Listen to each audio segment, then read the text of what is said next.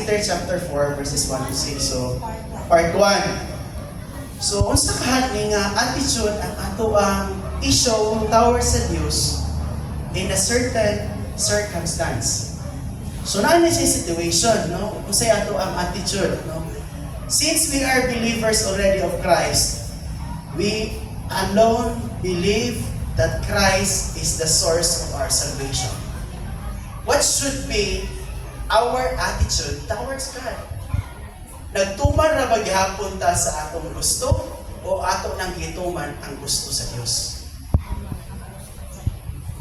And we will talk one of the attitude or circumstance nga ato gisgutan karon nga since maihap na lamang ang adlaw nga mubalik na si Lord.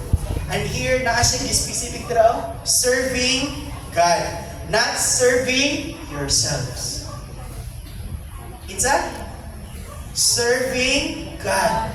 So, ingano man gisultian ta nga we should have to serve God, especially during the last days or the remaining days after this life. Diba? Unsa may giulat sa church karon? Makalampos ang tanan sa pag-eskwela or i-rapture tang tanan? Because the next event of the church is rapture.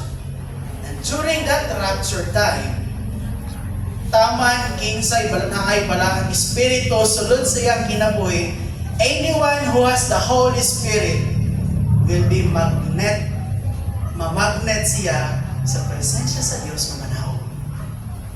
Amen, amen. So kung dili ka mamagnet ni Lord, kaya wala tayo ng Holy Spirit. Because the Holy Spirit is the mark that you are children of God. Amen. And the Holy Spirit does not only wala siya nag-reside or nag-dwell outside of our body, but He is dwelling inside our body. Can you imagine? Can you imagine nga, the God who created the universe is the one who lives inside of our body. Amen. Can you imagine that? Na ang Diyos wala lang sa akong kamot, kundi naa siya sa sulod. And without the Holy Spirit, we cannot serve God. Manang ayaw mong pamugos sa mga taong dili disiplido nga mo serbisyo sa Diyos. Mapugos ba din mo nang walay balang Espiritu? Mapugos dili.